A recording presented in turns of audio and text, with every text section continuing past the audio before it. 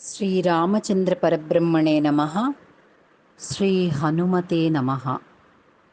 సుందరకాండ ప్రారంభించే ముందు ఈ 2 శ్లోకాలను అనుసంధానం చేసుకోవాలి. ఆపదామపహర్తారం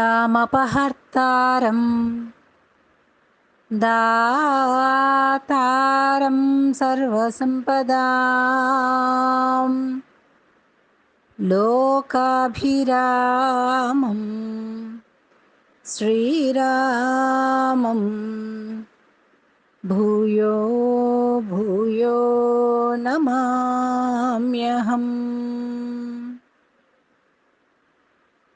శ్రీరామ జయ రామ జయ జయ రామ, శ్రీరామ జయ రామ జయ జయ రామ. ప్రస్తుతం మనం శ్రీమద్ రామాయణంలోని సుందరకాండలోని మొదటి సర్గ యొక్క సారాంశం, హనుమంతుడు సముద్రాన్ని లంఘించటం, మైనాకుడు అతనిని గౌరవించడం, సురసను హనుమంతుడు ఓడించటం, సింహికను వధించటం, దక్షిణ దిక్కుకు చేరి అక్కడ ఉన్నటువంటి ఆ లంకను, దాని యొక్క వైభవాన్ని, శోభని చూడడం, ఇదంతా మనకి ఈ మొదటి సర్గలో కనిపిస్తుంది. జై శ్రీకృష్ణ. ఇప్పుడు సుందరకాండ ప్రథమ సర్గలోని 51వ శ్లోకం. సనానా కుసుమైః కీర్ణకపిస్సాంకురకోరకైః సుశుభే మేఘసంకాశః ద్యోతైరివ పర్వతః. దీని తాత్పర్యం ఏంటంటే, మేఘ సదృశుడై అలరారుతున్న విశాల ఆకృతి కలిగినటువంటి ఆ హనుమంతుడు వివిధములైనటువంటి కుసుమాలతో, చిగుళ్లతో, మొగ్గలతో పరివృతుడై మిణుగురు పురుగులతో కూడినటువంటి పర్వతం వలె శోభిస్తున్నాడు. సనానా కుసుమైః కీర్ణకపిస్సాంకురకోరకైః సుశుభే మేఘసంకాశః ద్యోతైరివ పర్వతః.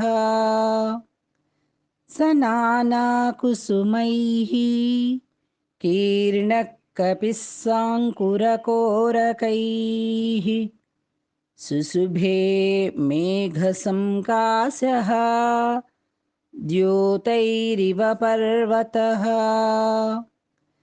సనానా కుసుమైః కీర్ణకపిస్సాంకురకోరకైః సుశుభే మేఘసంకాశః ద్యోతైరివ పర్వతః.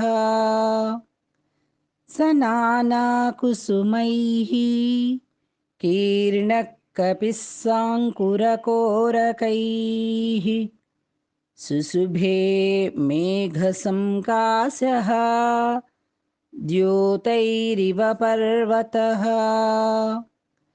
సనానా కుసుమైః కీర్ణకపిస్సాంకురకోరకైః సుశుభే మేఘసంకాశః ద్యోతైరివ పర్వతః. సనానా కుసుమైః కీర్ణకపిస్సాంకురకోరకైః సుశుభే మేఘసంకాశః ద్యోతైరివ పర్వతః.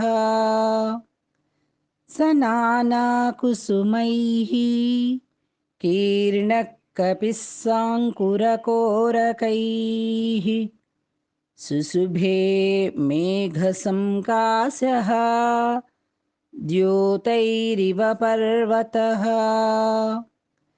సనానా కుసుమైః కీర్ణకపిస్సాంకురకోరకైః सुसुभे मेघसंकाशः द्योतैरिव पर्वतः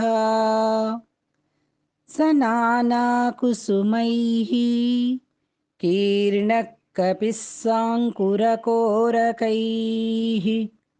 सुसुभे मेघसंकाशः ద్యోతైరివ పర్వతః. ఇప్పుడు సుందరకాండ ప్రథమ సర్గ 52వ శ్లోకం.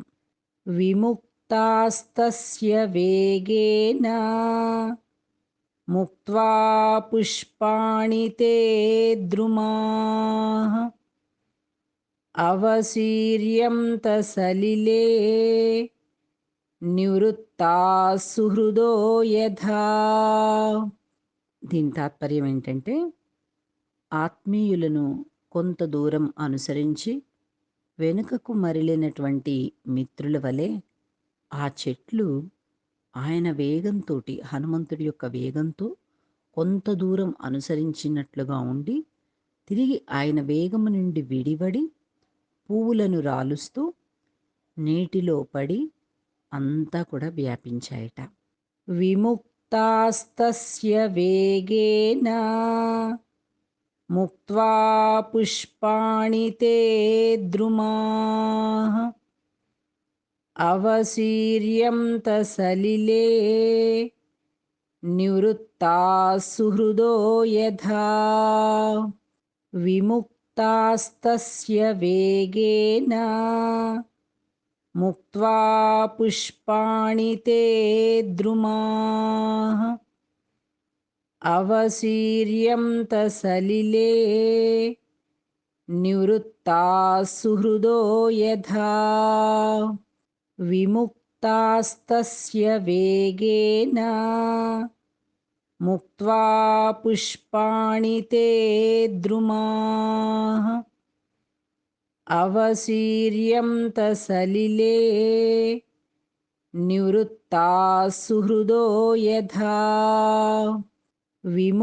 విముక్తాస్తస్య వేగేన ముక్త్వా పుష్పాణి తే ద్రుమాః అవసీర్యంత సలిలే నివృత్తా సుహృదో యథా. విముక్తాస్తస్య వేగేన ముక్త్వా పుష్పాణి తే ద్రుమాః అవసీర్యంత సలిలే నివృత్తా సుహృదో యథా. విముక్తాస్తస్య వేగేన ముక్త్వా పుష్పాణి తే ద్రుమాః అవసీర్యంత సలిలే నివృత్తా సుహృదో యథా. విముక్తాస్తస్య వేగేన ముక్త్వా పుష్పాణి తే ద్రుమాః అవసీర్యంత సలిలే నివృత్తా సుహృదో యథా. విముక్తాస్తస్య వేగేన ముక్త్వా పుష్పాణి తే ద్రుమాః అవసీర్యంత సలిలే నివృత్తా సుహృదో యథా. విముక్తాస్తస్య వేగేన ముక్త్వా పుష్పాణి తే ద్రుమాః అవసీర్యంత సలిలే నివృత్తా సుహృదో యథా. ఇప్పుడు సుందరకాండ ప్రథమ సర్గలోని 53వ శ్లోకం. లఘుత్వేనోపపన్నం తద్విచిత్రం సాగరే పతత్ ద్రుమాణాం వివిధం పుష్పం కపివాయుసమీరితం తారాచితమివాకాశం ప్రబభౌ సమహార్ణవః. దీని తాత్పర్యం ఏంటంటే, ఆ హనుమంతుడి వాయువేగ కారణంగా వృక్షముల యొక్క వివిధములైనటువంటి పుష్పములు కొంత దూరం తీసుకొనబడినవై తేలికగా ఉండడం వల్ల చివరకు విచిత్రంగా అవి సాగరంలో పడిపోయాయి. అప్పుడు ఆ మహాసముద్రం అసంఖ్యాకములైన నక్షత్రములతో కూడినటువంటి ఆకాశం వలె కనిపిస్తుందట. లఘుత్వేనోపపన్నం తద్విచిత్రం సాగరే పతత్ ద్రుమాణాం వివిధం పుష్పం కపివాయుసమీరితం తారాచితమివాకాశం ప్రబభౌ సమహార్ణవః. లఘుత్వేనోపపన్నం తద్విచిత్రం సాగరే పతత్ ద్రుమాణాం వివిధం పుష్పం కపివాయుసమీరితం తారాచితమివాకాశం ప్రబభౌ సమహార్ణవః. లఘుత్వేనోపపన్నం తద్విచిత్రం సాగరే పతత్ ద్రుమాణాం వివిధం పుష్పం కపివాయుసమీరితం తారాచితమివాకాశం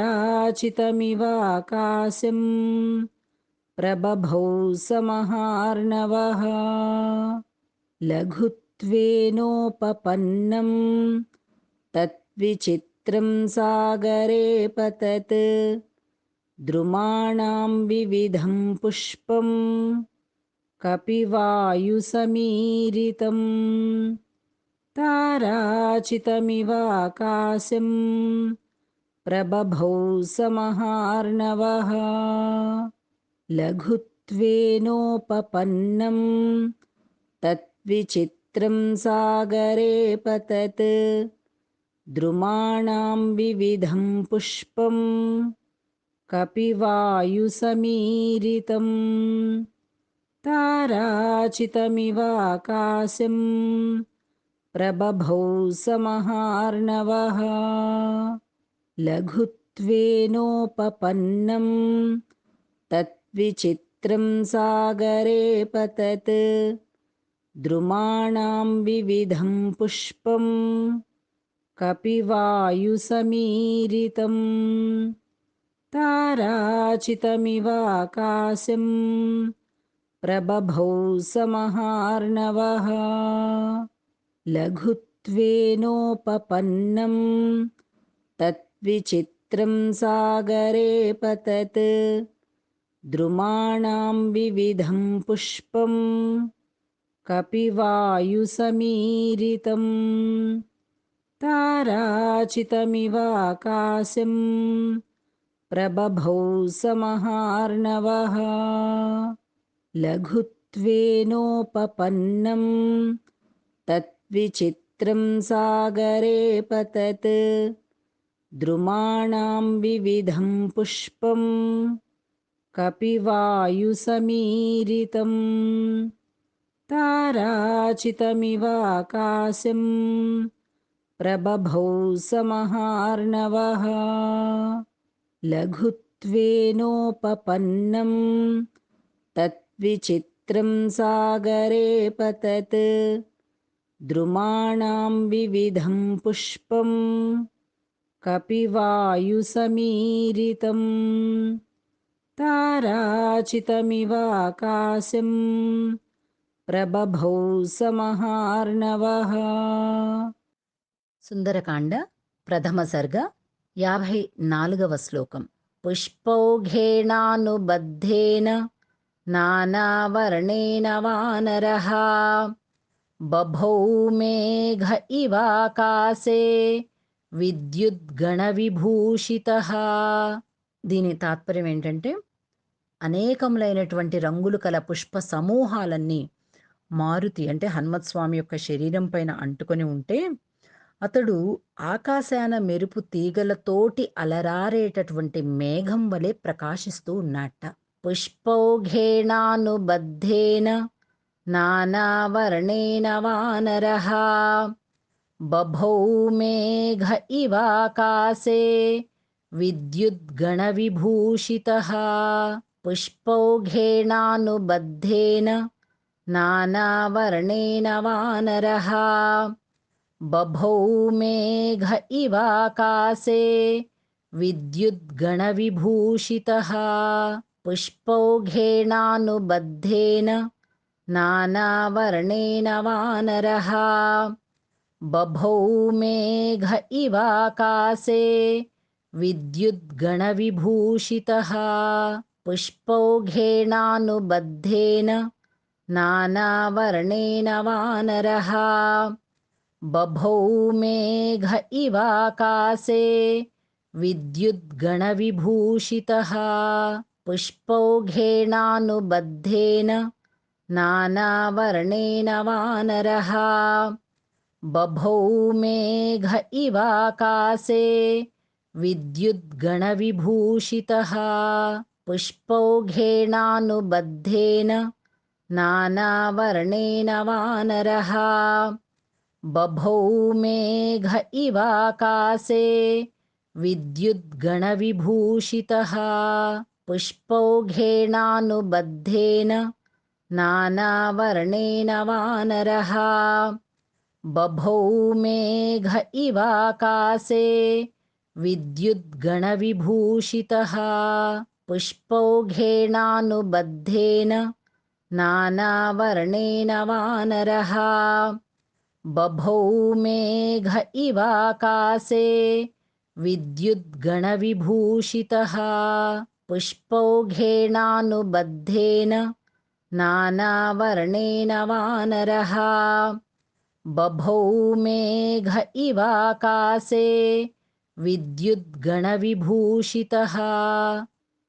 ఇప్పుడు సుందరకాండ ప్రథమ సర్గలోని 55వ శ్లోకం.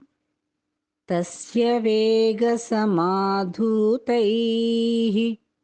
పుష్పైస్తోయమదృశ్యత తారాభిరభిరామాభిః ఉదితాభిరివాంబరం. దీని తాత్పర్యం ఏంటంటే, వివిధములైన రంగులు కలిగినటువంటి పుష్ప సమూహాలు మారుతి శరీరంపై అంటుకొని ఉంటే అతడు ఆకాశాన మెరుపు తీగలతో అలరారు మేఘము వలె ప్రకాశిస్తున్నాడట. ఆయన వేగంతో చెల్లాచెదురై పడిపోయినటువంటి ఆ పువ్వులు సముద్ర జలమంతా కూడా ఆవరించున్నాయట.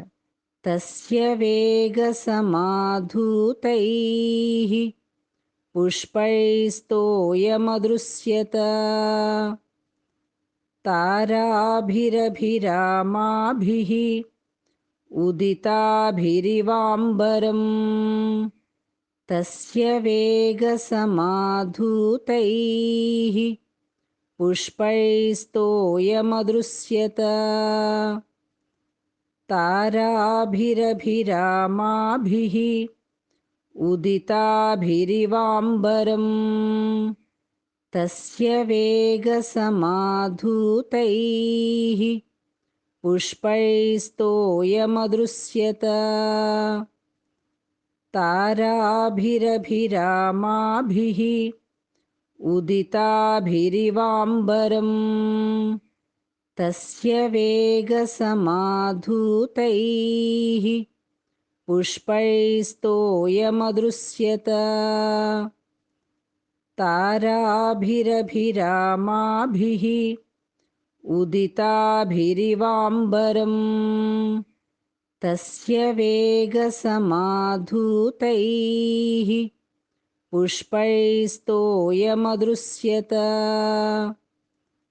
తారాభిరభిరామాభిః ఉదితాభిరివాంబరం. తస్య వేగసమాధూతైః పుష్పైస్తోయమదృశ్యత తారాభిరభిరామాభిః उदिताभिरिवाम्बरम् तस्य वेगसमाधूतैः पुष्पैस्तोयमदृश्यत ताराभिरभिरामाभिः उदिताभिरिवाम्बरम् तस्य वेगसमाधूतैः पुष्पैस्तोयमदृश्यत ताराभिरभिरामाभिः उदिताभिरिवाम्बरम् तस्य वेगसमाधूतैः पुष्पैस्तोयमदृश्यत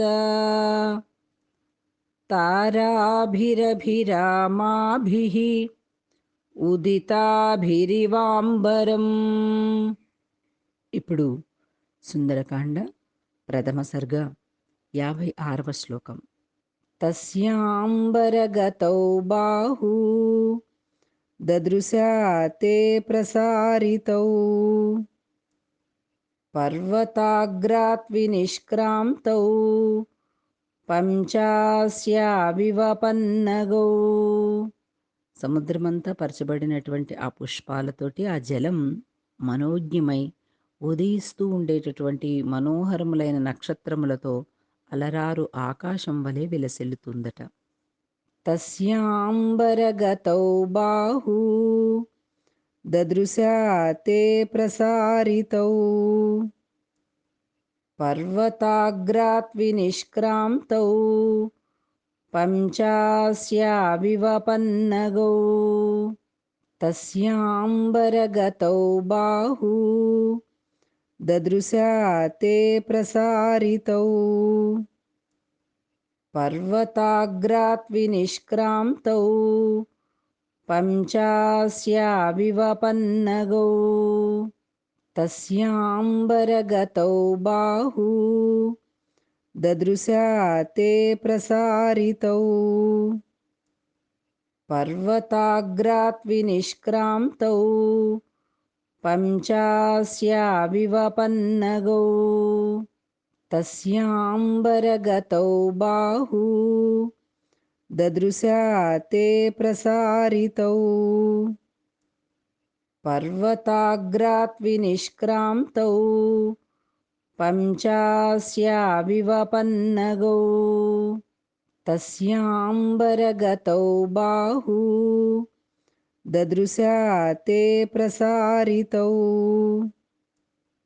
పర్వతాగ్రాత్ వినిష్క్రాంతౌ పంచాస్యావివపన్నగౌ.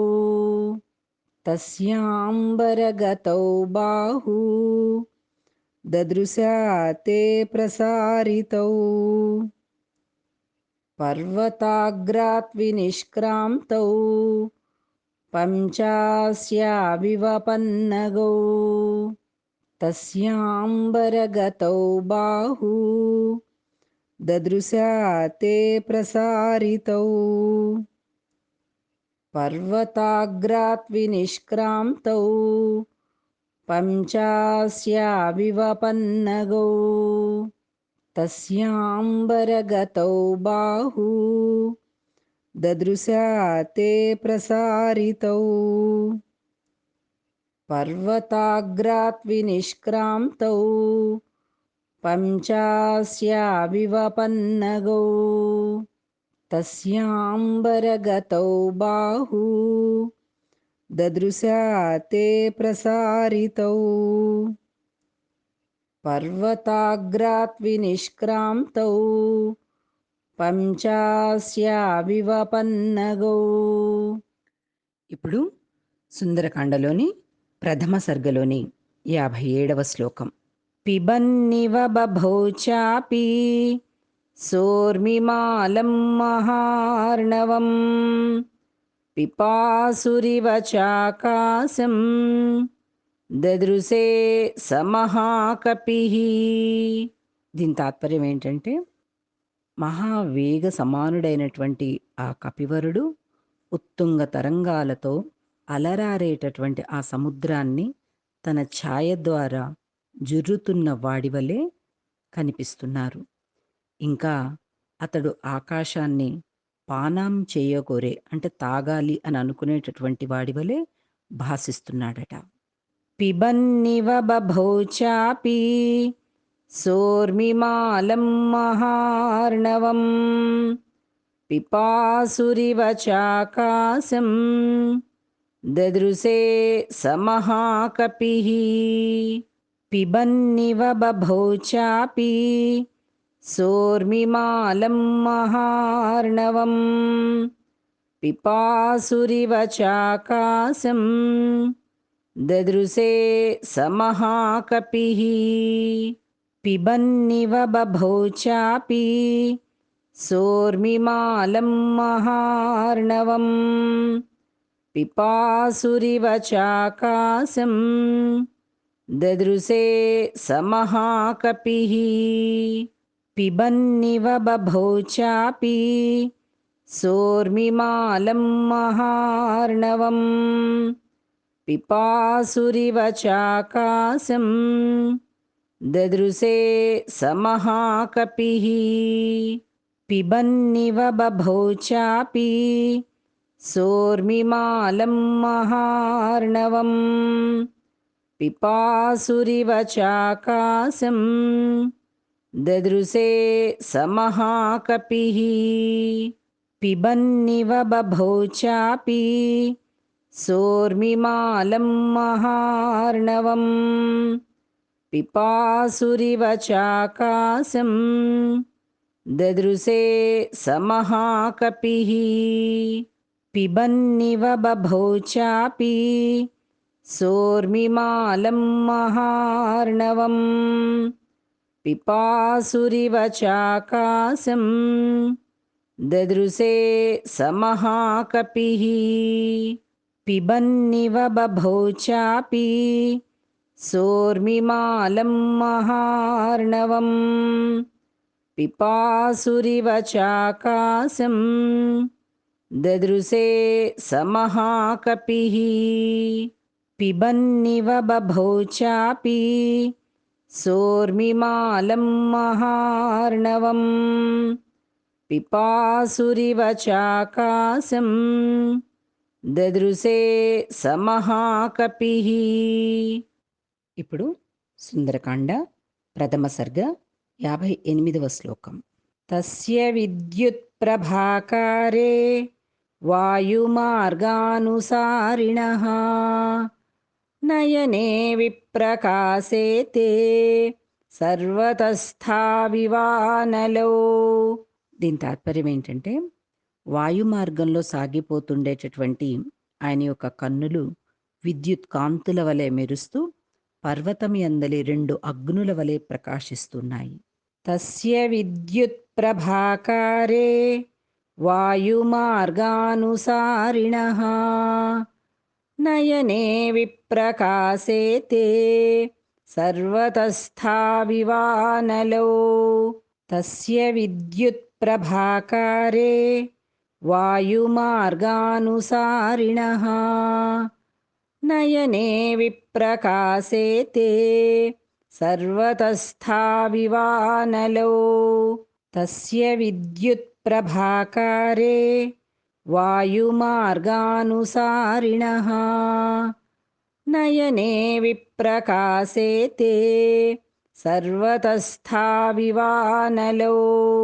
తస్య విద్యుత్ ప్రభాకారే వాయుమార్గానుసారిణః నయనే విప్రకాశే తే సర్వతస్థావివానలో. తస్య విద్యుత్ ప్రభాకారే వాయుమార్గానుసారిణః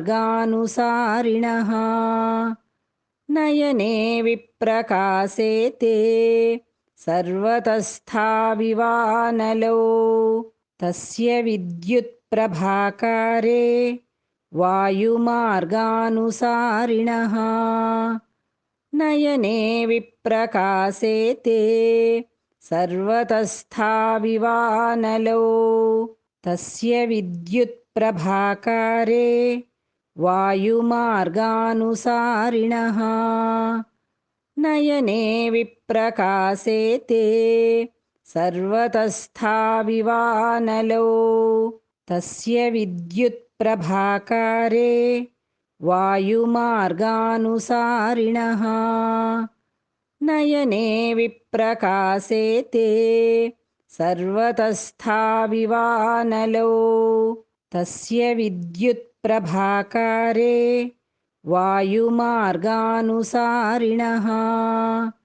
నయనే విప్రకాశే తే సర్వతస్థావివానలో. ఇప్పుడు సుందరకాండ ప్రథమ సర్గ 59వ శ్లోకం. పింగే పింగాక్షముఖ్యస్య బృహతీ పరిమండలే చక్షుషీ సంప్రకాశే తే చంద్రసూర్యా వినోదితౌ. దీని తాత్పర్యం ఏంటంటే, వానర శ్రేష్ఠుడైన మారుతి యొక్క నేత్రములు పింగళ వర్ణము కలిగి మిక్కిలి విశాలములై గుండ్రముగా విలసిల్లుతూ ఉన్నాయట. అప్పుడవి ఉదయిస్తున్నటువంటి సూర్యచంద్రుల్లాగా భాసిల్లుతున్నాయట. పింగే పింగాక్షముఖ్యస్య బృహతీ పరిమండలే చక్షుషీ సంప్రకాశే తే చంద్రసూర్యా వినోదితౌ. పింగే పింగాక్షముఖ్యస్య బృహతీ పరిమండలే చక్షుషీ సంప్రకాశే తే చంద్రసూర్యా వినోదితౌ. పింగే పింగాక్షముఖ్యస్య బృహతీ పరిమండలే చక్షుషీ సంప్రకాశే తే చంద్రసూర్యా వినోదితౌ.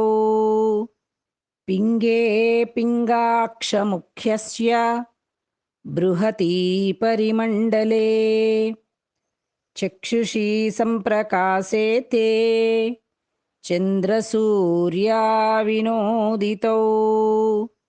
పింగే పింగాక్షముఖ్యస్య బృహతీ పరిమండలే చక్షుషీ సంప్రకాశే తే చంద్రసూర్యా వినోదితౌ.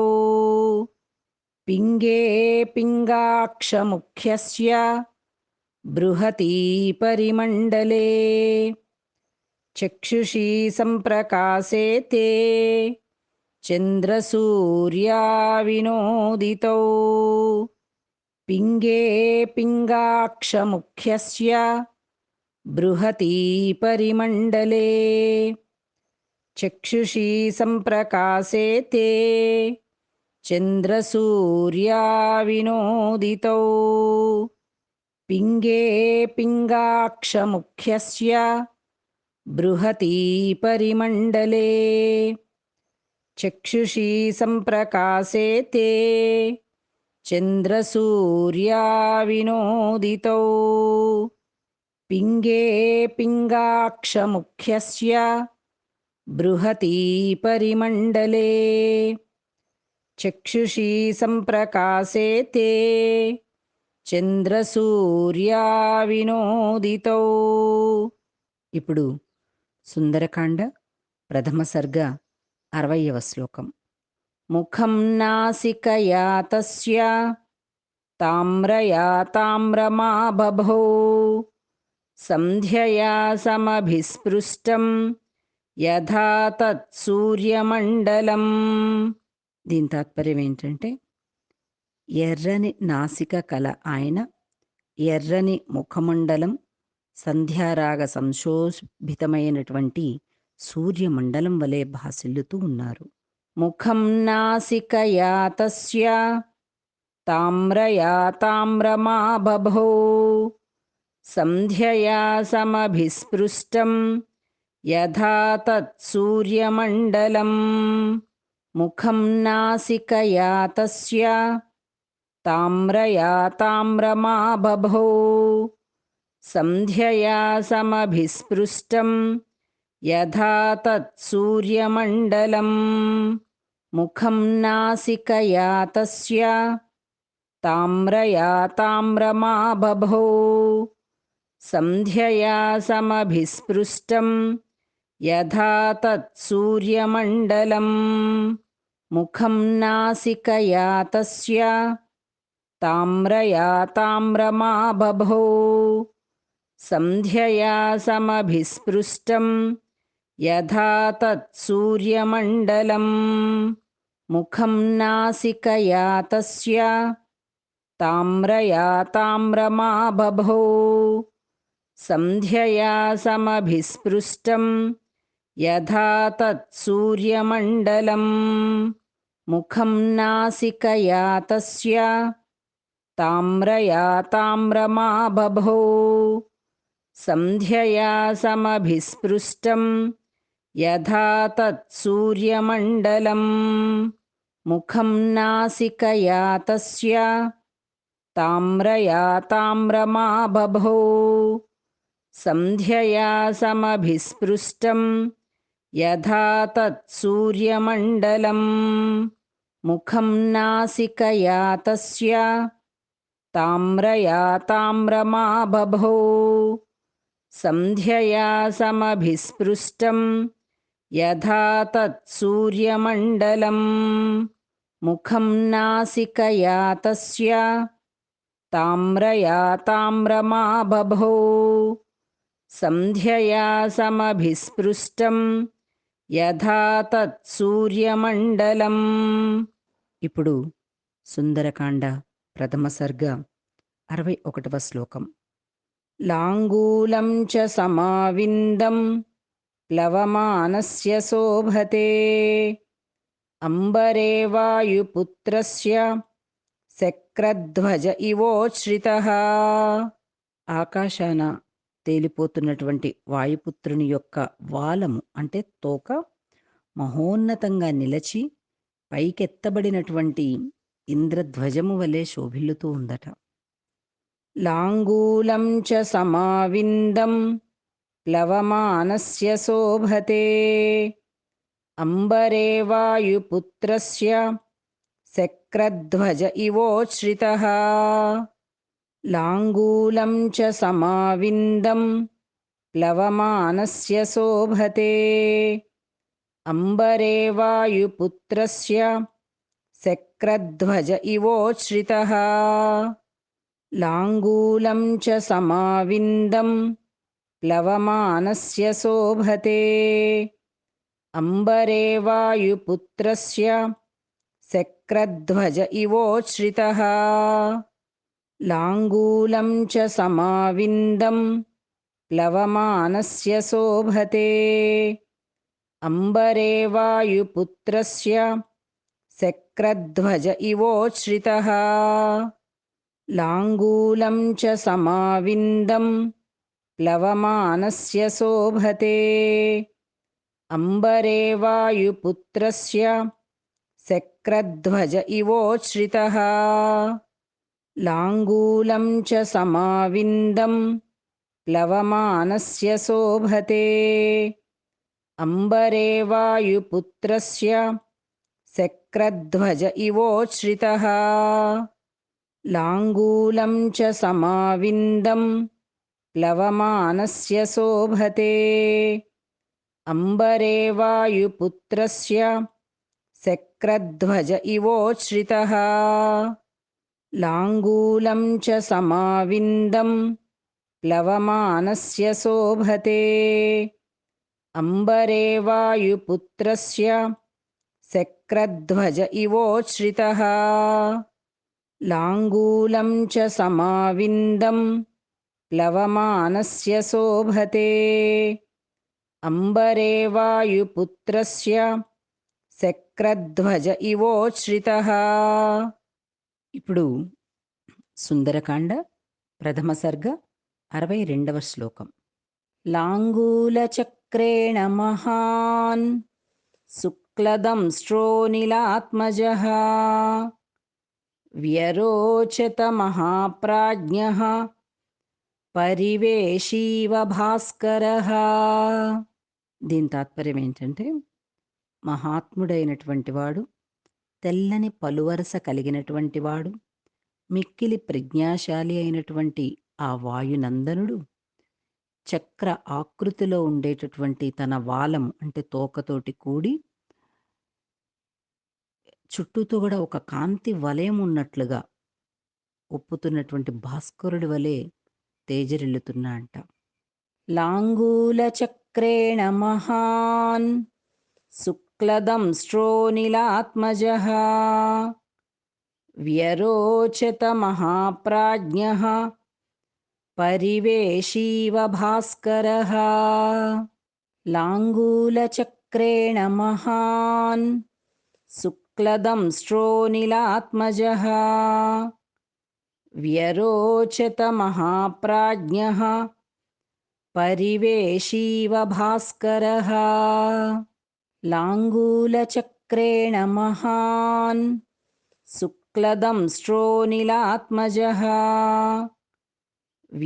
వ్యరోచత మహాప్రాజ్ఞః పరివేషీవ భాస్కరः. లాంగూలచక్రేణ మహాన్ శుక్లదంష్ట్రోనిలాత్మజः వ్యరోచత మహాప్రాజ్ఞః పరివేషీవ భాస్కరः.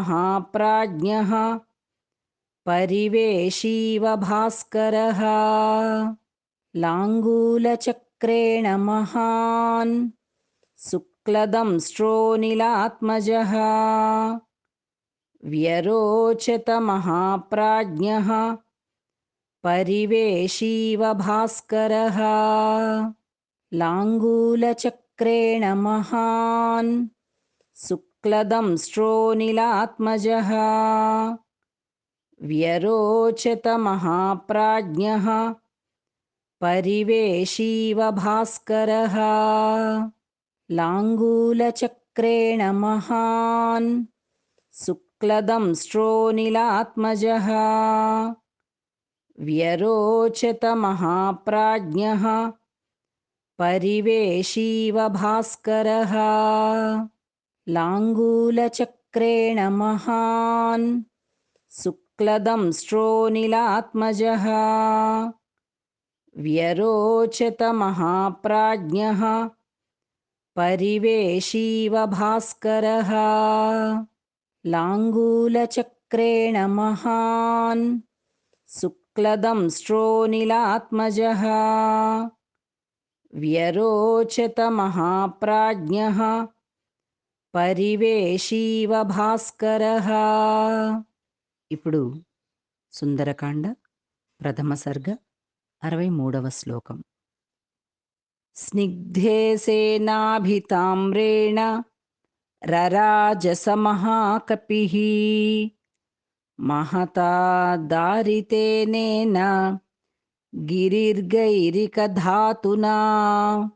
దీని తాత్పర్యం ఏంటంటే, ఎర్రని వాల మూల ప్రదేశ శోభలతో ఒప్పారేటటువంటి ఆ కపీశ్వరుడు గైరికాది ధాతువులతో రెండుగా విభజింపబడినటువంటి పర్వతము వలె విరాజిల్లుతున్నట్ట. స్నిగ్ధే సేనాభితామ్రేణ రరాజస మహాకపిః మహతా దారితేనేన గిరిర్గైరిక ధాతునా. స్నిగ్ధే సేనాభితామ్రేణ రరాజస మహాకపిః మహతా దారితేనేన గిరిర్గైరిక ధాతునా. స్నిగ్ధే సేనాభితామ్రేణ రరాజస మహాకపిః మహతా దారితేనేన గిరిర్గైరిక ధాతునా. స్నిగ్ధే సేనాభితామ్రేణ రరాజస మహాకపిః మహతా దారితేనేన గిరిర్గైరిక ధాతునా. స్నిగ్ధే సేనాభితామ్రేణ రరాజస మహాకపిః మహతా దారితేనేన గిరిర్గైరిక ధాతునా. स्निग्धे सेनाभिताम्रेण रराजसमहाकपिः महता दारितेनेन गिरिर्गैरिकधातुना स्निग्धे सेनाभिताम्रेण रराजसमहाकपिः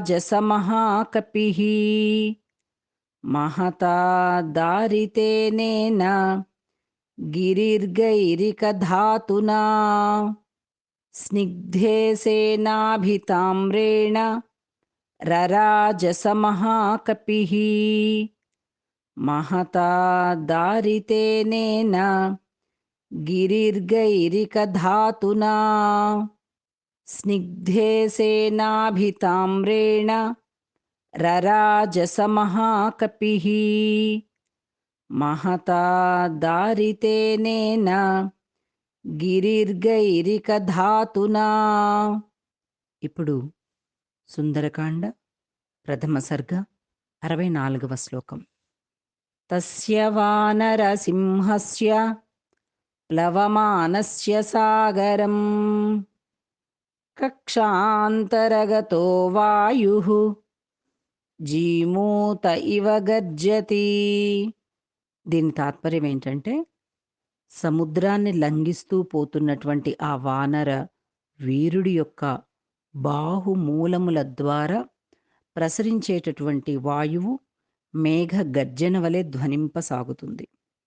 తస్య వానరసింహస్య ప్లవమానస్య సాగరం కక్షాంతరగతో వాయుః జీమూత ఇవ గర్జతి.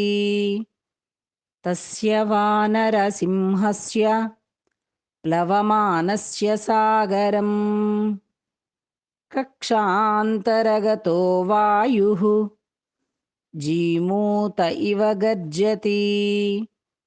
తస్య వానరసింహస్య ప్లవమానస్య సాగరం కక్షాంతరగతో వాయుః జీమూత ఇవ గర్జతి.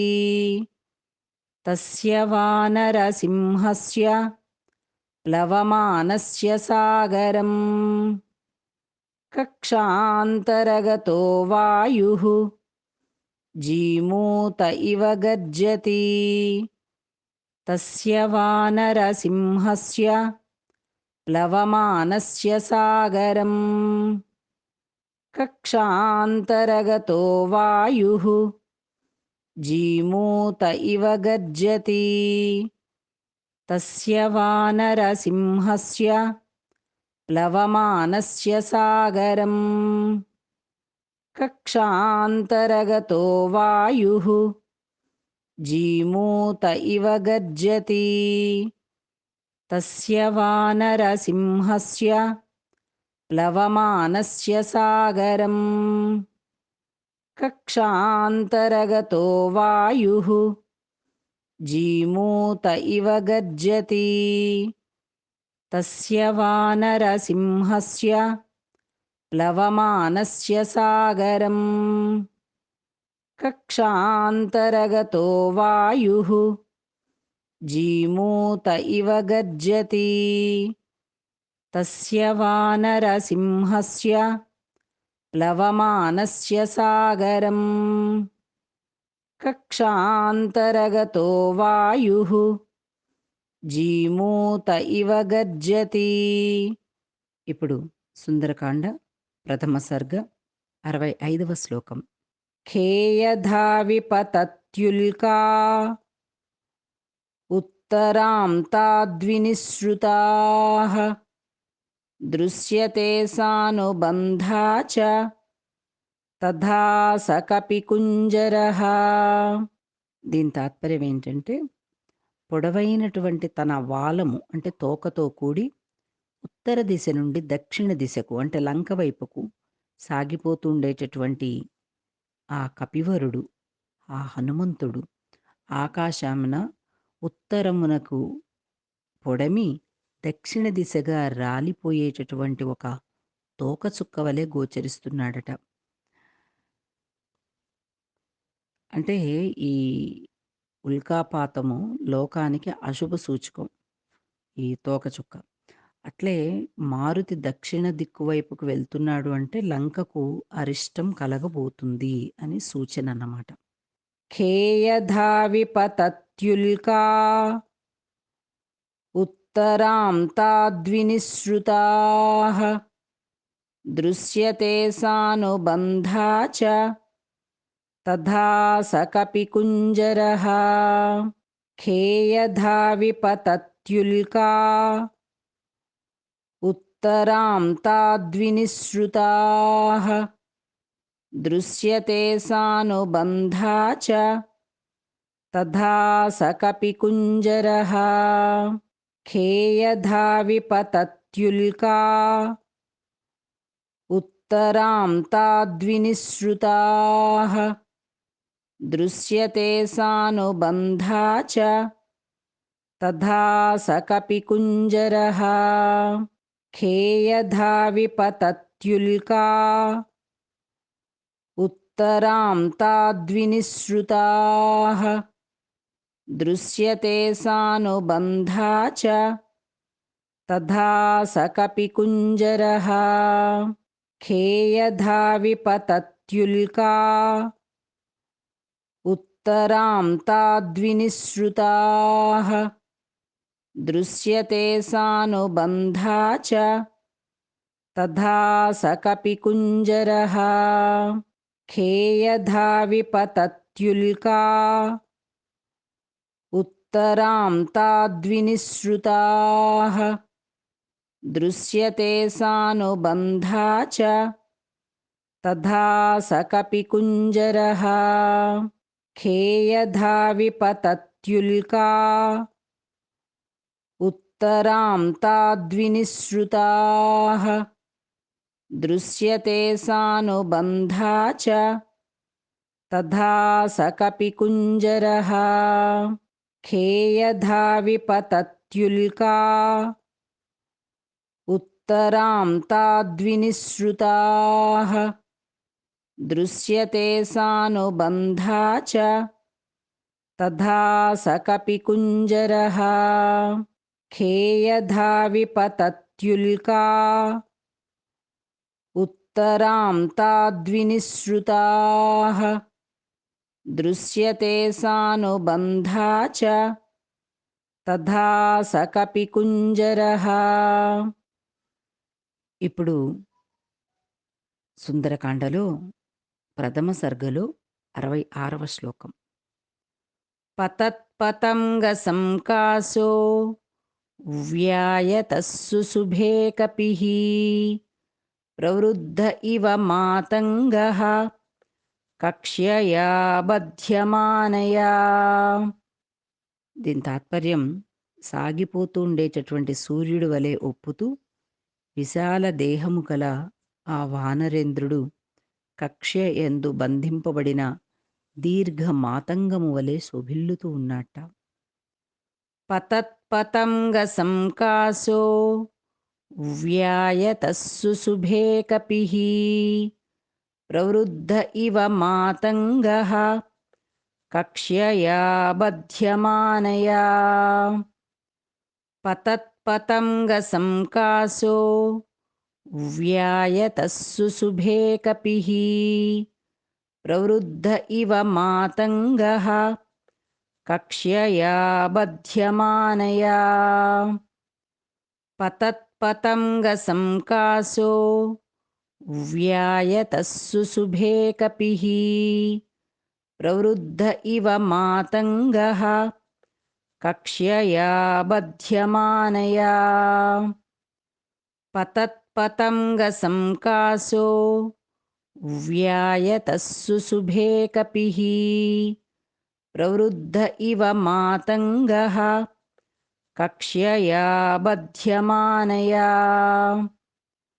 పతత్పతంగ సంకాశో వ్యాయతస్సు శుభే కపిః ప్రవృద్ధ ఇవ మాతంగః కక్ష్యయా బధ్యమానయా. పతత్పతంగ సంకాశో व्यायतः सुशुभे कपिः प्रवृद्ध इव मातङ्गः कक्ष्यया बध्यमानया पतत्पतङ्गसङ्कासो व्यायतः सुशुभे कपिः प्रवृद्ध इव मातङ्गः कक्ष्यया बध्यमानया पतत्पतङ्गसङ्कासो व्यायतः सुशुभे कपिः प्रवृद्ध इव मातङ्गः कक्ष्यया बध्यमानया पतत्पतङ्गसङ्कासो व्यायतः सुशुभे कपिः प्रवृद्ध इव मातङ्गः కక్ష్యయా బధ్యమానయా. ఇప్పుడు సుందరకాండ ప్రథమ సర్గ 67వ శ్లోకం. ఉపరిష్టాత్ శరీరేణ ఛాయయా చావగాఢయా సాగరే మారుతావిష్టా నౌరివాసీత్ తదా కపిః. దీని తాత్పర్యం ఏంటంటే, హనుమంతుడు ఆకాశాన సాగిపోతూ ఉన్నాడు. ఆయన నీడ సముద్ర జలములలో ప్రతిబింబిస్తూ లోతుగా మునిగి ఉంది. నీటిలో కొంత మునిగి మిగిలిన భాగము నీటిపై తేలుతూ అనుకూల పవనాల ప్రభావాన సాగిపోయేటటువంటి ఒక నౌక వలె ఆయన కనిపిస్తున్నారు. ఉపరిష్టాత్ శరీరేణ ఛాయయా చావగాఢయా సాగరే మారుతావిష్టా నౌరివాసీత్ తదా కపిః. ఉపరిష్టాత్ శరీరేణ ఛాయయా చావగాఢయా సాగరే మారుతావిష్టా నౌరివాసీత్ తదా కపిః. ఉపరిష్టాత్ శరీరేణ ఛాయయా చావగాఢయా సాగరే మారుతావిష్టా నౌరివాసీత్ తదా కపిః. ఉపరిష్టాత్ శరీరేణ ఛాయయా చావగాఢయా సాగరే మారుతావిష్టా నౌరివాసీత్ తదా కపిః. ఉపరిష్టాత్ శరీరేణ ఛాయయా చావగాఢయా సాగరే మారుతావిష్టా నౌరివాసీత్ తదా కపిః. ఉపరిష్టాత్ శరీరేణ ఛాయయా చావగాఢయా సాగరే మారుతావిష్టా నౌరివాసీత్ తదా కపిః. ఉపరిష్టాత్ శరీరేణ ఛాయయా చావగాఢయా సాగరే మారుతావిష్టా నౌరివాసీత్ తదా కపిః. ఉపరిష్టాత్ శరీరేణ ఛాయయా చావగాఢయా సాగరే మారుతావిష్టా నౌరివాసీత్ తదా కపిః. ఉపరిష్టాత్ శరీరేణ ఛాయయా చావగాఢయా సాగరే మారుతావిష్టా నౌరివాసీత్ తదా కపిః. ఇప్పుడు సుందరకాండ ప్రథమ సర్గ 68వ శ్లోకం. యం యం దేశం సముద్రస్య జగామ సమహాకపిః సతస్యోరువేగేన సోన్మాద ఇవ లక్ష్యతే. దీని తాత్పర్యం ఏంటంటే, ఆకాశాన ఆ మారుతి సాగిపోయేటప్పుడు అతడు దాటుతూ ఉండేటటువంటి సముద్ర ప్రాంతాలన్నీ అతని ప్రబల వేగంతో అల్లకల్లోలమై ఉన్మాదభరితములైనట్టుగా కనిపిస్తున్నాయట. కొండలంత ఎత్తుకు ఎగురుతున్నటువంటి సముద్ర తరంగాలను తన వక్షస్థలంతో నెట్టుతున్నాడా అన్నట్టుగా ఉందట. యం యం దేశం సముద్రస్య జగామ సమహాకపిః సతస్యోరువేగేన సోన్మాద ఇవ లక్ష్యతే. యం యం దేశం సముద్రస్య జగామ సమహాకపిః సతస్యోరువేగేన సోన్మాద ఇవ లక్ష్యతే. యం యం దేశం సముద్రస్య జగామ సమహాకపిః సతస్యోరువేగేన సోన్మాద ఇవ లక్ష్యతే. యం యం దేశం సముద్రస్య జగామ సమహాకపిః సతస్యోరువేగేన సోన్మాద ఇవ లక్ష్యతే. యం యం దేశం సముద్రస్య జగామ సమహాకపిః సతస్యోరువేగేన సోన్మాద ఇవ లక్ష్యతే. యం యం దేశం సముద్రస్య జగామ సమహాకపిః సతస్యోరువేగేన సోన్మాద ఇవ లక్ష్యతే. యం యం దేశం సముద్రస్య జగామ సమహాకపిః సతస్యోరువేగేన సోన్మాద ఇవ లక్ష్యతే. యం యం దేశం సముద్రస్య జగామ సమహాకపిః సతస్యోరువేగేన సోన్మాద ఇవ లక్ష్యతే. యం యం దేశం సముద్రస్య జగామ సమహాకపిః సతస్యోరువేగేన సోన్మాద ఇవ లక్ష్యతే. ఇప్పుడు సుందరకాండ ప్రథమ సర్గ 69వ శ్లోకం. సాగరస్యోర్మిజాలానాం ఉరసా శైలవర్ష్మణాం అభిఘ్నం స్తు మహావేగః పుప్లువే సమహాకపిః. దీని తాత్పర్యం ఏంటంటే, కొండంత ఎత్తుకు ఎగురుతుండేటటువంటి సముద్ర తరంగాలను తన వక్షస్థలముతో నెట్టుతూ వాటిని చిన్నాభిన్నంగా చేస్తూ ఆ మహాకపి మిక్కిలి వేగంగా ఆకాశంలో తేలిపోతూ ఉన్నారట. సాగరస్యోర్మిజాలానాం ఉరసా శైలవర్ష్మణాం అభిఘ్నం స్తు మహావేగః పుప్లువే సమహాకపిః.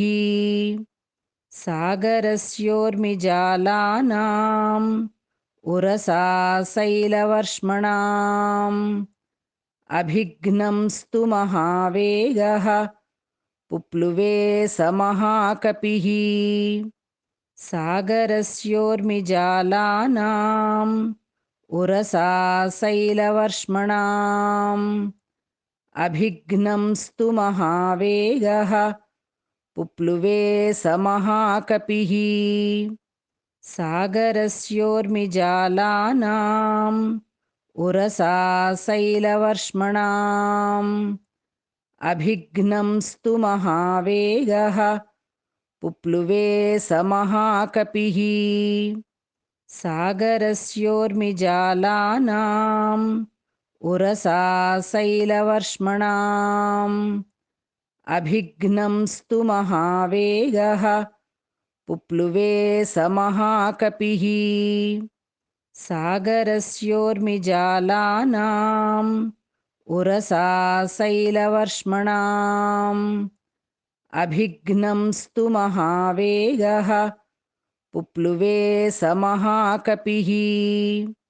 సాగరస్యోర్మిజాలానాం उरसा शैलवर्ष्मणाम् अभिघ्नं स्तु महावेगः पुप्लुवे स महाकपिः सागरस्योर्मिजालानाम् उरसा शैलवर्ष्मणाम् अभिघ्नं स्तु महावेगः पुप्लुवे स महाकपिः सागरस्योर्मिजालानाम् उरसा शैलवर्ष्मणाम् अभिघ्नं स्तु महावेगः పుప్లువే సమహాకపిః.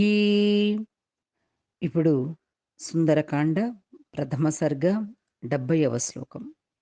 కపివాతశ్చ బలవాన్ మేఘవాతశ్చ నిస్సృతః సాగరం భీమనిర్ఘోషం కంపయామాస చతుర్భృశం. దీని తాత్పర్యం ఏంటంటే హనుమంతుడి గమన వేగమున ఏర్పడినటువంటి బలీయమైన వాయువు, మేఘముల నుండి వెలువడేటటువంటి గాలి రెండూ కలిపి భయంకర ఘోషలతో ఘుర్నిల్లుతున్నటువంటి సముద్రాన్ని ఇంకనూ కంపింపచేస్తున్నాయట. కపివాతశ్చ బలవాన్ మేఘవాతశ్చ నిస్సృతః సాగరం భీమనిర్ఘోషం కంపయామాస చతుర్భృశం. కపివాతశ్చ బలవాన్ మేఘవాతశ్చ నిస్సృతః సాగరం భీమనిర్ఘోషం కంపయామాస చతుర్భృశం. కపివాతశ్చ బలవాన్ మేఘవాతశ్చ నిస్సృతః సాగరం భీమనిర్ఘోషం కంపయామాస చతుర్భృశం.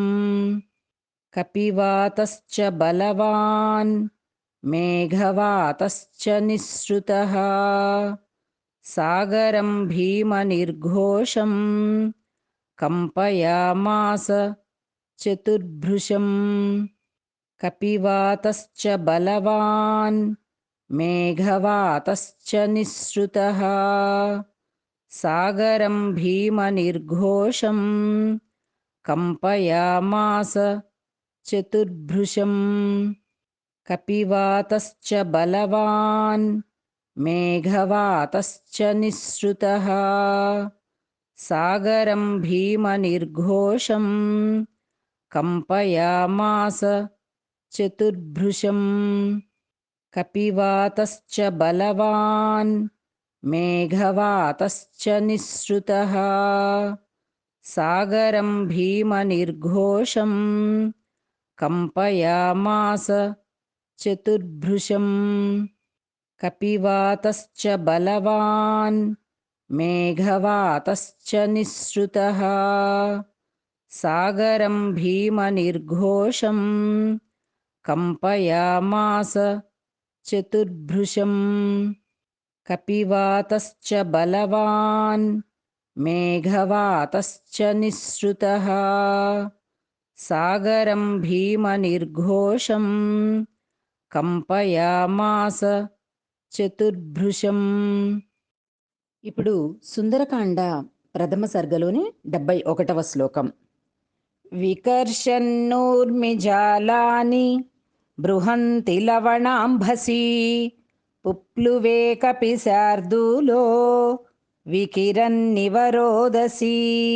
దీని తాత్పర్యం ఏంటంటే లవణ సముద్రంలో ఉవ్వెత్తుగా ఎగిరిపడుతున్నటువంటి ఆ పెద్ద పెద్ద తరంగాల పంక్తులన్నీ కూడా వాటన్నింటినీ చల్లా చెదురుగా చేస్తూ ఆ హనుమంతుడు, ఆ కపివరుడు ఒక విభజన రేఖ వలె, అంటే ఇప్పుడు భూమికి ఆకాశానికి మధ్య భూమధ్య రేఖ అని మనం చూస్తుంటాం కదా పుస్తకాల్లో మనం చదువుకున్న రోజుల్లో.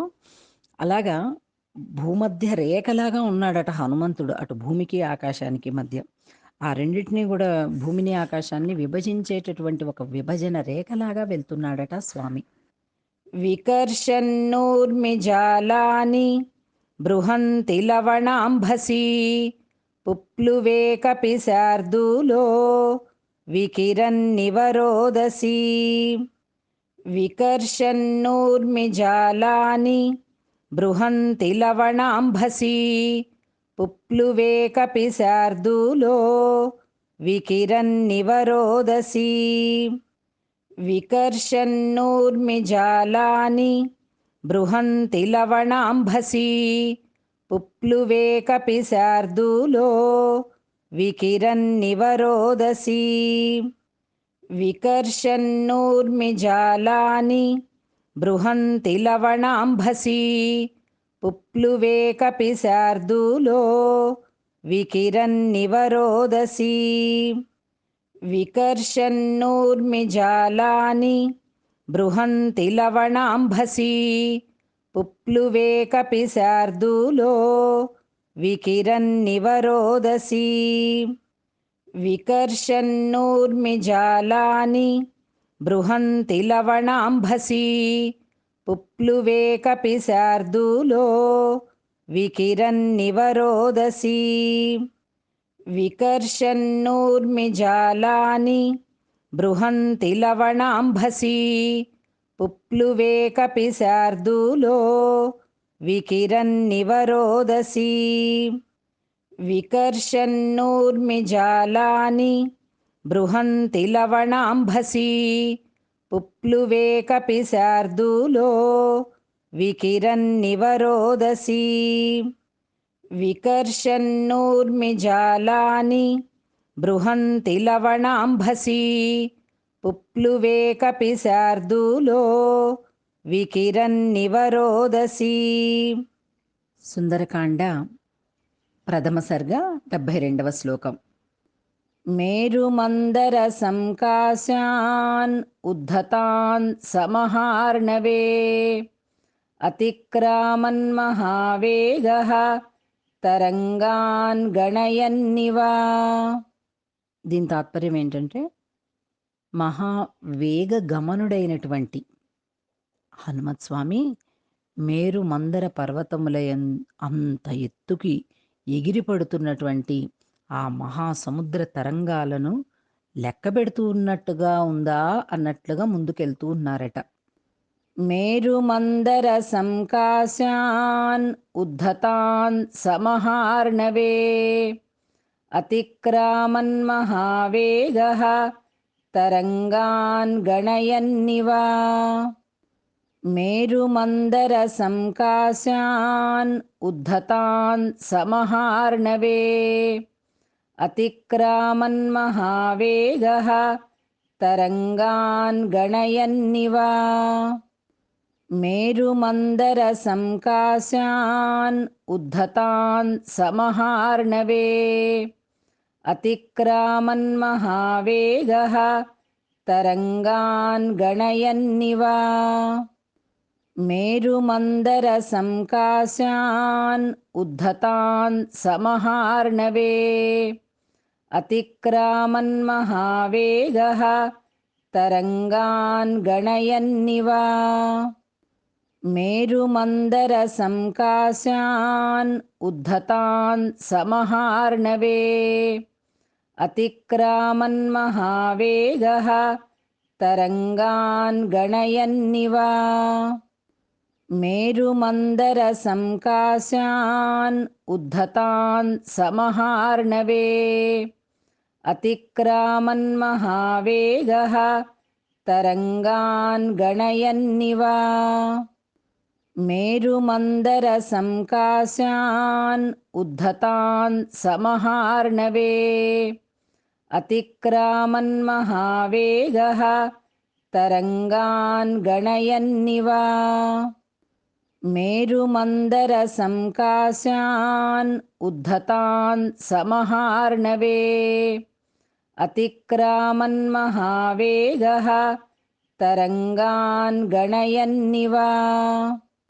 మేరుమందర సంకాశాన్ ఉద్ధతాన్ సమహార్ణవే అతిక్రామన్ మహావేగః తరంగాన్ గణయన్నివ.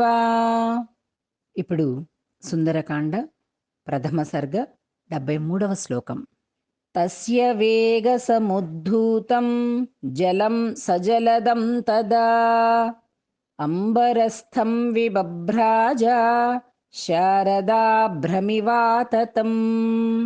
దీని తాత్పర్యం ఏంటంటే, ఆ వాయునందను యొక్క వేగంతో పైకి ఎగసినటువంటి ఆ సముద్ర జలం ఆకాశమంతా వ్యాపించి జలముతో నిండినటువంటి ఒక తెల్లని శరత్కాల మేఘం వలె భాసిస్తూ ఉందట.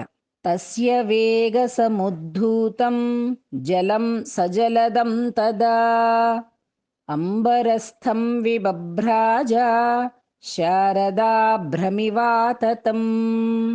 తస్య వేగసముద్ధూతం జలం సజలదం తదా అంబరస్థం విబభ్రాజ శారదా భ్రమివాతతం. తస్య వేగసముద్ధూతం జలం సజలదం తదా అంబరస్థం విబభ్రాజ శారదా భ్రమివాతతం.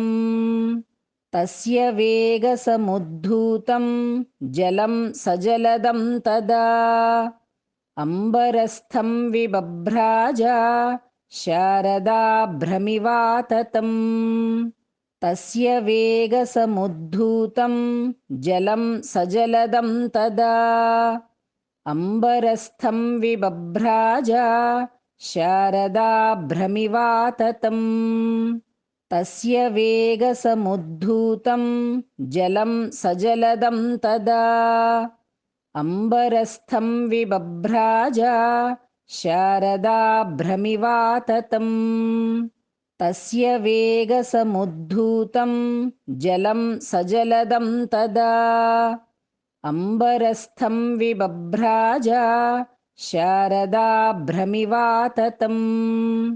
తస్య వేగసముద్ధూతం జలం సజలదం తదా అంబరస్థం విబభ్రాజ శారదా భ్రమివాతతం. తస్య వేగసముద్ధూతం జలం సజలదం తదా అంబరస్థం విబభ్రాజ శారదా భ్రమివాతతం. ఇప్పుడు సుందరకాండ ప్రథమ సర్గ 74వ శ్లోకం. తిమినక్రఝుషా కూర్మా దృశ్యంతే వివృతాస్తదా వస్త్రాపకర్షణేనేవ శరీరాణి శరీరిణాం.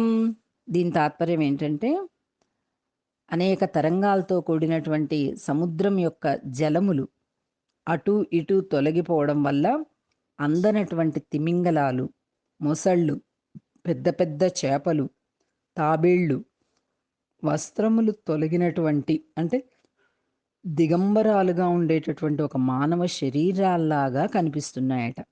తిమినక్రఝుషా కూర్మా దృశ్యంతే వివృతాస్తదా వస్త్రాపకర్షణేనేవ శరీరాణి శరీరిణాం. తిమినక్రఝుషా కూర్మా దృశ్యంతే వివృతాస్తదా వస్త్రాపకర్షణేనేవ శరీరాణి శరీరిణాం. తిమినక్రఝుషా కూర్మా దృశ్యంతే వివృతాస్తదా వస్త్రాపకర్షణేనేవ శరీరాణి శరీరిణాం. తిమినక్రఝుషా కూర్మా దృశ్యంతే వివృతాస్తదా వస్త్రాపకర్షణేనేవ శరీరాణి శరీరిణాం. తిమినక్రఝుషా కూర్మా దృశ్యంతే వివృతాస్తదా వస్త్రాపకర్షణేనేవ శరీరాణి శరీరిణాం. తిమినక్రఝుషా కూర్మా దృశ్యంతే వివృతాస్తదా వస్త్రాపకర్షణేనేవ శరీరాణి శరీరిణాం.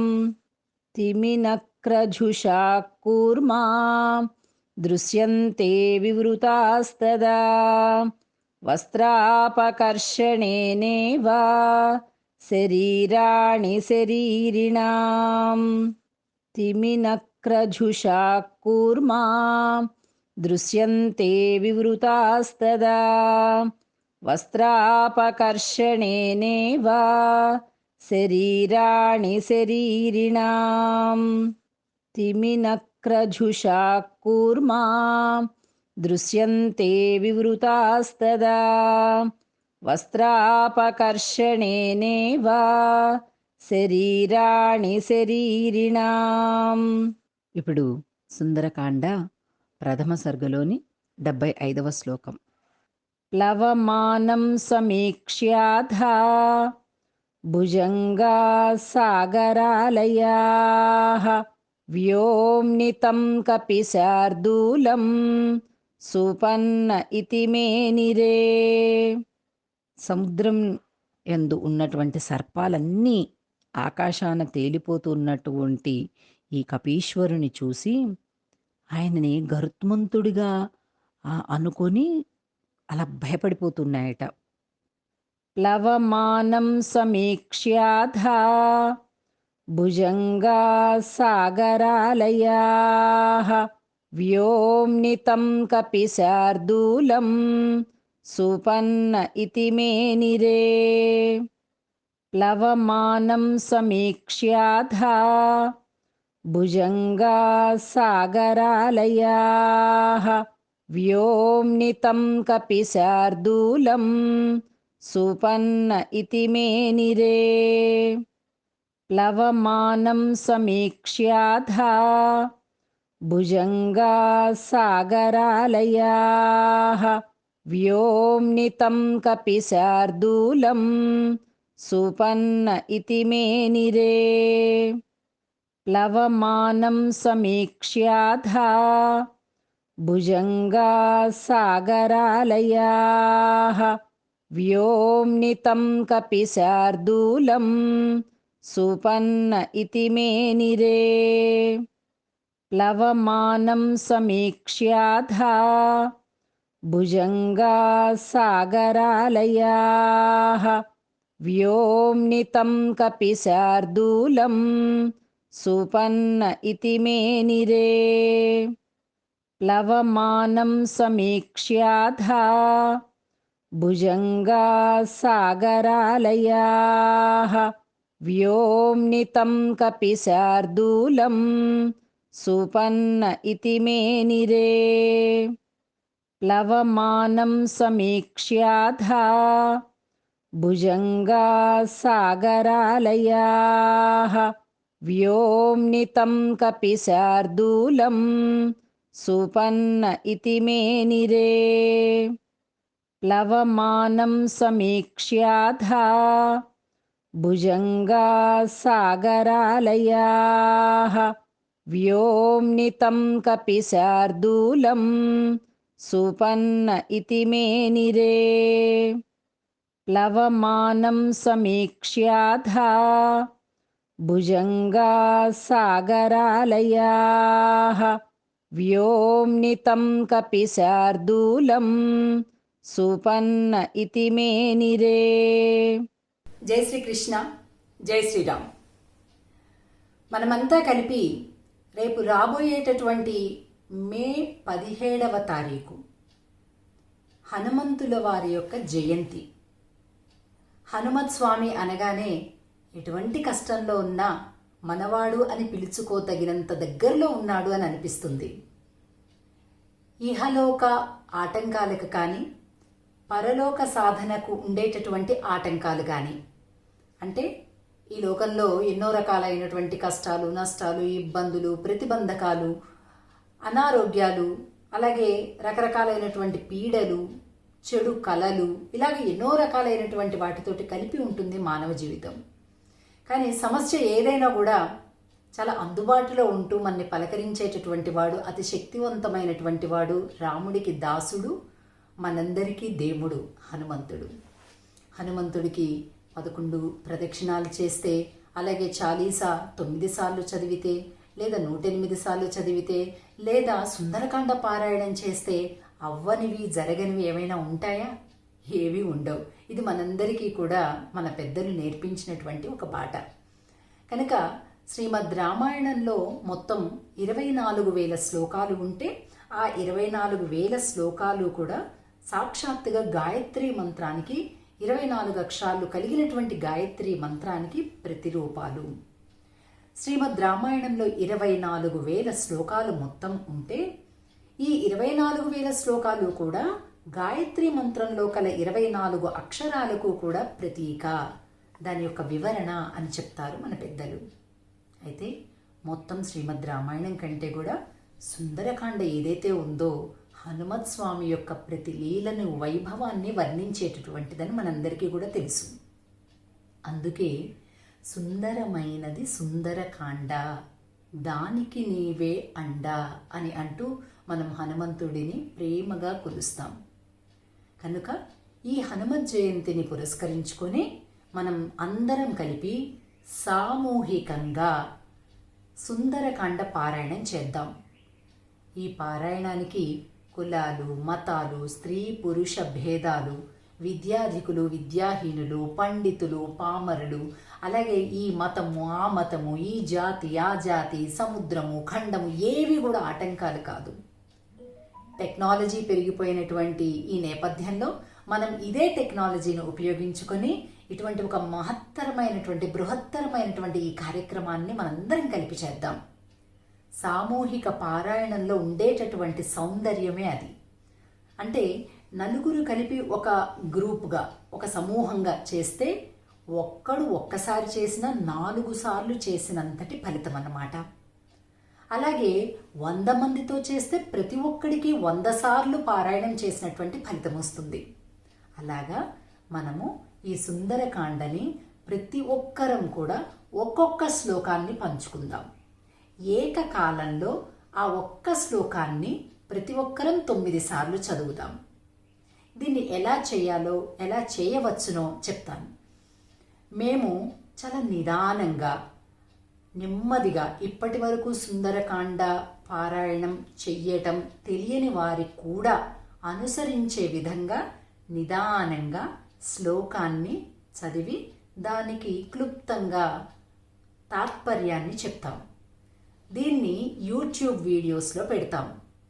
శ్రీ సేవా ఫౌండేషన్ అనేటటువంటి మా యూట్యూబ్ ఛానల్లో దీన్ని పెడతాం.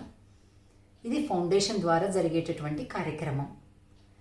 దాన్ని ఎవరైతే మొత్తం 68 సర్గలు ఉన్నాయి సుందరకాండలో, 68వ సర్గలో 1వ సర్గలో నేను 1వ శ్లోకాన్ని చదవాలి అని అనిపిస్తే ఆ వీడియోలో కింద కామెంట్ బాక్స్ ఉంటుంది.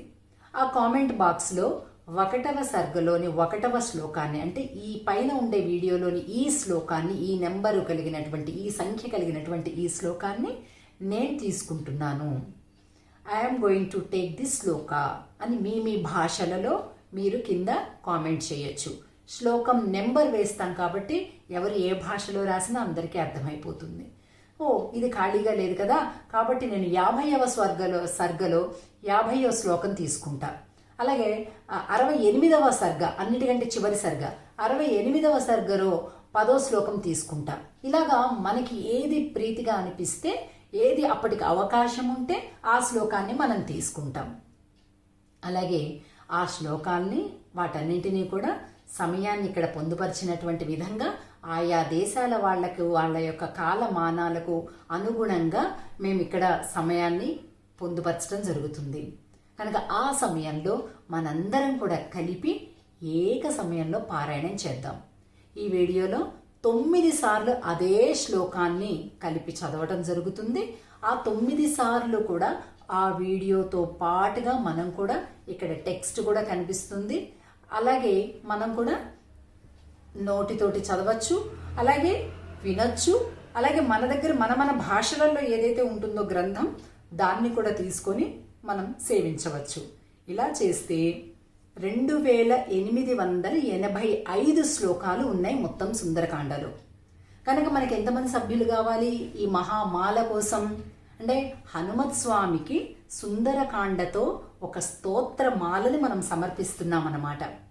కనుక 2885 మంది సభ్యులు మాత్రం కావాలి దీనికి. ఒక్కొక్కరం ఒక్కొక్క శ్లోకాన్ని 9 సార్లు నిర్ణీతమైనటువంటి సమయంలో పఠిస్తాం. కాబట్టి అప్పుడు 9 సార్లు మనందరం కూడా సుందరకాండ పారాయణం చేసినటువంటి ఫలితాన్ని మనం ఒకే రోజులో పొందగలుగుతాం. కనుక వసుదైక కుటుంబకం అనేటటువంటి మన ఋషులు చెప్పినటువంటి మాటను నిజం చేస్తూ, ఖండాంతరాలను దాటుతూ మనందరం కలిపి సామూహికంగా ఈ పారాయణ యజ్ఞం, సుందరకాండ పారాయణ యజ్ఞంలో మనందరం పాల్గొందాం. జై శ్రీకృష్ణ, జై శ్రీరామ్, జై వీర హనుమాన్. సనాతన ధర్మానికి సంబంధించినటువంటి విషయం. ఎంతమంది చూస్తున్నారు, ఎంతమంది లైక్ చేస్తున్నారు, ఎంతమంది సబ్స్క్రైబ్ చేసుకుంటున్నారు అనేటటువంటి విషయం మీద హిందువుల యొక్క ధర్మ జాగరణ ఎంత బాగా ఉంది అనేటటువంటి విషయం తెలుస్తుంది. కనుక శ్రీ సేవా ఫౌండేషన్ అనేటటువంటి ఈ మంచి మంచి విషయాలను తెలుసుకుంటూ దీన్ని ఆదరిస్తారని ఆశిస్తూ మీ కోకిల మంజులశ్రీ. జై శ్రీకృష్ణ.